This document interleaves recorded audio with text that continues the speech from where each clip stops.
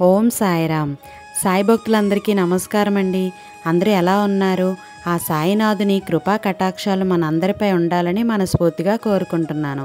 సమర్థ సద్గురు శ్రీ సాయినాథ్ మహారాజ్కి జై.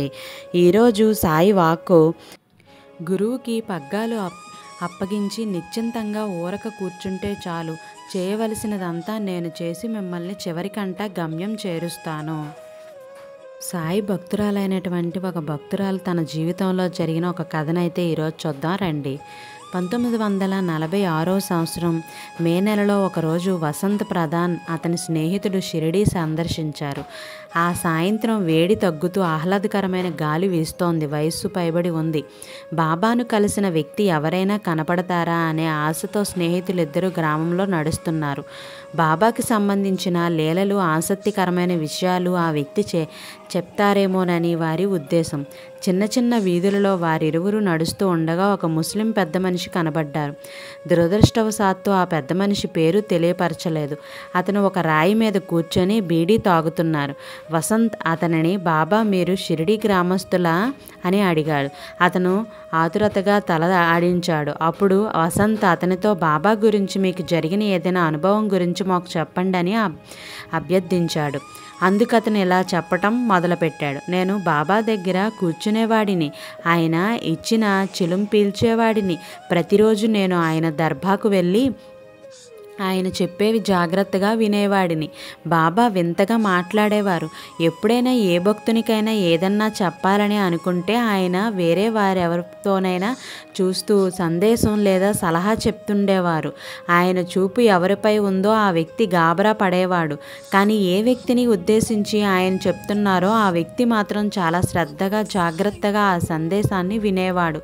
తర్వాత ఆ వ్యక్తి ఆయన పాదాల మీద పడి ఆ సలహాను పాటించేవాడు. ప్రతిరోజు బాబా విస్తారంగా డబ్బులు పంచేవారు. ఆయన 5, 10, 50 అలాగే 100 రూపాయలు అక్కడ కూర్చొని ఉన్న భక్తులకి ఇచ్చేవారు. అయితే నాకు మాత్రం ఆయన ఎప్పుడూ డబ్బులు ఇవ్వలేదు. నాకు ఒక చిన్న పొలం ఉండేది.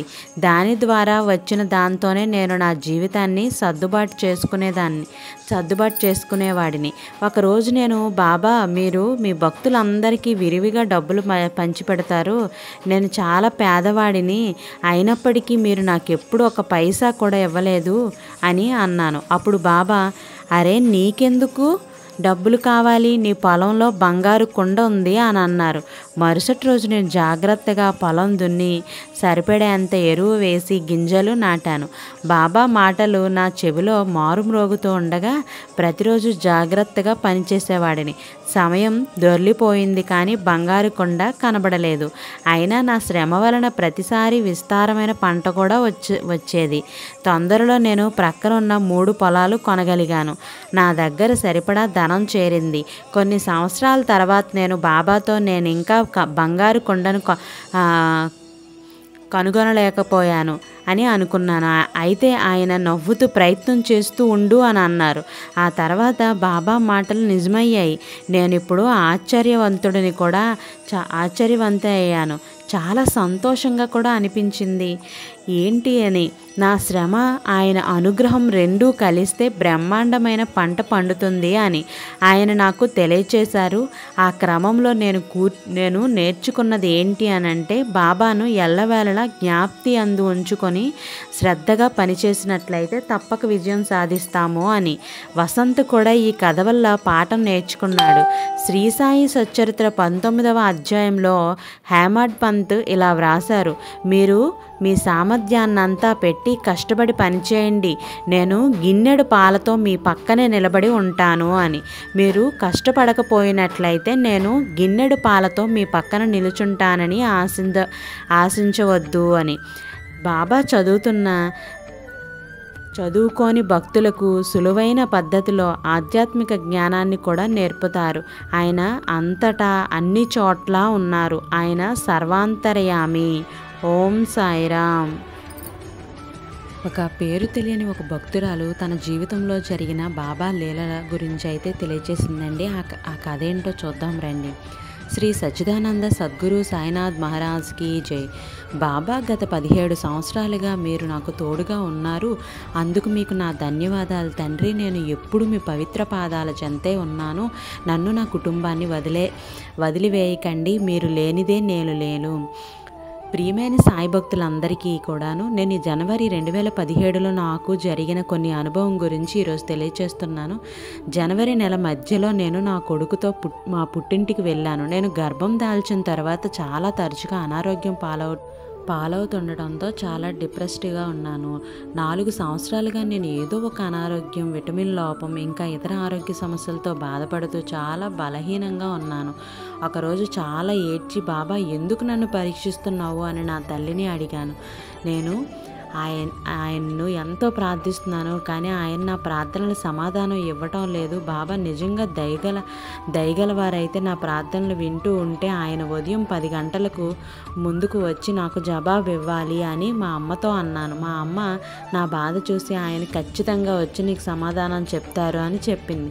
నేను 9 గంటల సమయంలో పూజ చేస్తూ దీపాలు వెలిగించాను. అప్పుడే తన కుమార్తె వివాహానికి ధన సహాయం కోసం ఒక వృద్ధుడు వచ్చాడు. అతను ఎవరైనప్పటికీ మేము అతనికి సహాయం చేయాలని భావించాం. నేను అతనికి 2000 రూపాయలు ఇచ్చి పూజ కొనసాగించాను. మా అమ్మ అతనికి కాఫీ ఇచ్చి అతనితో మాట్లాడుతూ ఉంది. నేను పూజ పూర్తి చేసి హారతి మా తల్లిదండ్రులతో పాటు అతనికి కూడా తీసుకోమని చెప్పాను. అతని హారతి తీసుకోకుండా మనం మన పిల్లలకి ఎలా ఇస్తామో అలా తన చేతులతో హారతి నాకు చూపించారు. ఒకవేళ ఎవరైనా పెద్ద వయసులో ఉంటే వారు ముందు హారతి తీసుకొని తర్వాత తమ పిల్లలకు చూపిస్తారు. అతను వేరే వారు కాదు, బాబాయే అని నన్ను ఆయన ఆశీర్వదించారని భావించాను. ఇప్పటికీ ఆ సంఘటన తలుచుకుంటే నా మనసులో ఆనందంలో మునిగిపోతూ ఉంటుంది. జనవరి మధ్యలో అదే వారంలో హైదరాబాద్ అల్వాల్లో చాలా ప్రసిద్ధి చెందిన నాగదేవత ఆలయానికి నా మొక్కు తీర్చుకోవడానికి వెళ్ళాను. వెళ్ళే ముందు అలవాటు ప్రకారం నేను బాబాను నాతో రమ్మని పూజలో గైడ్ చేయమని ప్రార్థించాను. బాబా తన భక్తులతో ఎప్పుడు తోడుగా ఉంటారని నాకు తెలుసు, కానీ నేను బాబాని పిలుస్తాను ఎందుకంటే బాబా నాతో ఉన్నారని, నేను ఒంటరిగా లేను అని నా భావన. ఆయనను నా తండ్రిలా, నా కుటుంబ సభ్యుడిలా ఎల్లప్పుడూ వ్యవహరిస్తాను. బాబా కృప వలన ఆలయంలో నాకు చాలా మంచి దర్శనం లభించింది. నేను అభిషేకం కూడా చేయించాను. అంతేకాకుండా పల్లకి ఉత్సవంలో పల్లకిని పట్టుకునే అవకాశం కూడా నాకు లభించింది. అక్కడ ప్రతి ఒక్కరూ నాకు తగిన సమాచారం ఇవ్వటంలో చాలా సహాయపడ్డారు. అందరికీ కూడా ఆ బాబా దయ వల్ల అందరూ సంతోషంగా సుఖ సంతోషాలతో ఉండాలి. అలాగే మరొక సంఘటన, షిరిడీలో బాబాకు ధోతి ఇస్తానని మొక్కుకున్నాను, కానీ కొంతకాలం తర్వాత నేను ఆ సంగతి మర్చిపోయాను. మేము మా బంధువుల పెళ్ళికి వెళ్ళినప్పుడు వివాహం తర్వాత నేను నిద్రపోతున్నాను. పంతులు గారు కొన్ని సాంప్రదాయ ఆచారాలు చేయటానికి వచ్చారు. అతను తాను షిరిడీకి వెళ్ళవలసి ఉందని, అందువల్ల 12 గంటలకు ముందు పూర్తి చేయాలని చెప్తున్నారు. ఆ మాటలు విని నా మొక్కు గుర్తుకు వచ్చి వెంటనే మా ఆంటీని బాబా కోసం మంచి ధోతీని తెప్పించమని చెప్పాను. ఆమె దానిని తీసుకురాగానే పంతులు గారికి ఇచ్చి షిరిడీలో బాబాకు అందజేయమని చెప్పాను.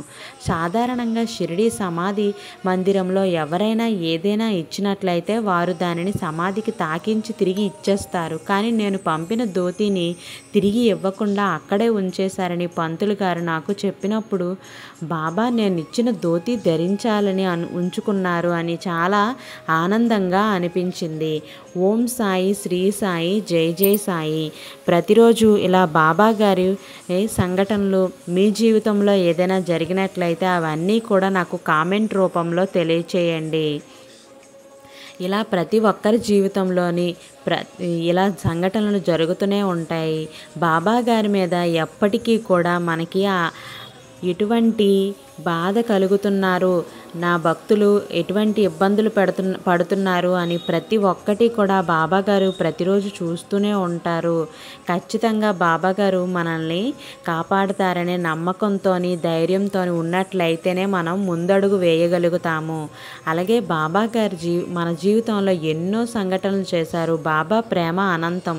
దాని గురించి ప్రత్యక్షంగా చెప్పాల్సిన అవసరం లేదు, ఎందుకంటే అది మన నిత్య అనుభవం. కష్టం వచ్చినప్పుడు అండగా నిలవడంలో, సమస్య వచ్చినప్పుడు పరిష్కారం చూపటంలో, శారీరక మానసిక రుగ్మతలను తొలగించటంలో, అనుకోని ఆపదల నుండి ఆదుకోవటంలో, ఇలా చెప్పుకుంటూ పోతే బాబా ప్రేమ ఎన్నో విధాల మనకి అనుక్షణం అనుభూతిని ఇస్తూనే ఉంటుంది. ఆ ప్రేమ ద్వారా మనకు లభించే ఆనందం, ధైర్యం కేవలం మనకు మాత్రమే పరిమితం కావు.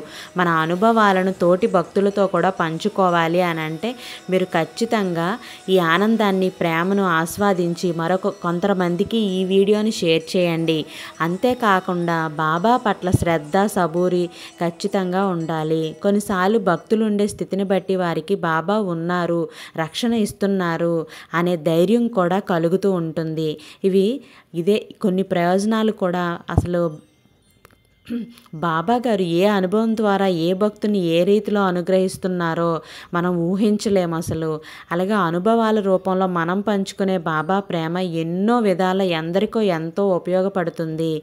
కష్టాల్లో ఉన్న వాళ్ళకి, అలాగే ఎంతో కష్టం అసలు ఆరోగ్యపరంగా ఇబ్బంది పడుతున్న వాళ్ళకి, ప్రతి ఒక్కరికి కూడా మన వీడియో ద్వారా ఎంతో కొంత ఆనందాన్ని తెలియచేయాలి అని అంటే ఖచ్చితంగా మీరు చూసిన వెంటనే ఒక లైక్ అయితే చేస్తే మరికొందరు సాయి భక్తులకి ఈ వీడియో అనేది ఖచ్చితంగా చేరుతుంది. మనకు వచ్చిన కష్టం, సమస్య, ఆ సమస్యలో మనం పడిన ఆందోళన, కష్టం తీరడం కోసం బాబాపై ఆధారపడడం, మనం బాబాకి ప్రార్థన ఏ విధంగా చేసుకోవాలి, బాబా అనుగ్రహించిన తీరు, ఆ అనుభవం ద్వారా మనం పొందిన అనుభూతి, బాబా మనకు ప్రసాదించే ప్రతి అనుభవం ద్వారా ఏదో ఒకటి మనం నేర్చుకునే ఉంటాము. ఇవన్నీ కూడా మనం మన తోటి సాయి భక్తులందరితో కూడా పంచుకోవటం వల్ల మనకి ఎంతో కొంత ఉపయోగపడుతుంది. బాబా గారు కూడా తోటి భక్తులతో ఇలా పంచుకోవటం వల్ల బాబా గారు కూడా ఎంతో సంతోషపడతారు. ఇలా బాబా ప్రేమను, అనుభూతిని చెందుతూ రాయటం కానీ, వినటం కానీ, మన తోటి భక్తులతో చెప్పటం వల్ల కానీ బాబా గారు ఎంతో సంతోషపడతారు. ప్రతి ఒక్కరూ కూడా ఆ బాబా ఆశీస్సులతో నిత్యం వారి స్మరణలో తరిద్దాం. సాయి మహారాజ్కి జై. ఓం సాయిరామ్.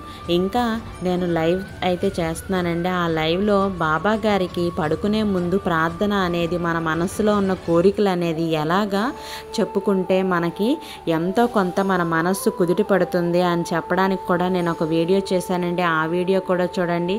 మనం బాబా గారికి ప్రార్థన అనేది ఏ విధంగా చేసుకోవాలి, ఆ ప్రార్థన ఏ విధంగా చేసుకుంటే బాబా గారు మనకి దర్శనమిస్తారు, అదంతా కూడా నేను ఒక లైవ్ అయితే పెట్టానండి. ఆ లైవ్లు కూడా చూడండి. ఇంకా ఎవరైనా సబ్స్క్రైబ్ చేసుకోకపోతే వెంటనే చేసుకోండి. సబ్స్క్రైబ్ చేసుకున్న వారు ప్రతి ఒక్కరూ కూడా వీడియో చూసి ఒక్కరికి ఇద్దరికైనా ఈ వీడియోని షేర్ చేయండి. ఓం సాయిరామ్. సమర్థ సద్గురు శ్రీ సాయినాథ్ మహారాజ్కి జై. రేపటి వీడియోతో మళ్ళీ కలుద్దాం. సర్వే జన సుఖినో భవంతు. Thank you for watching.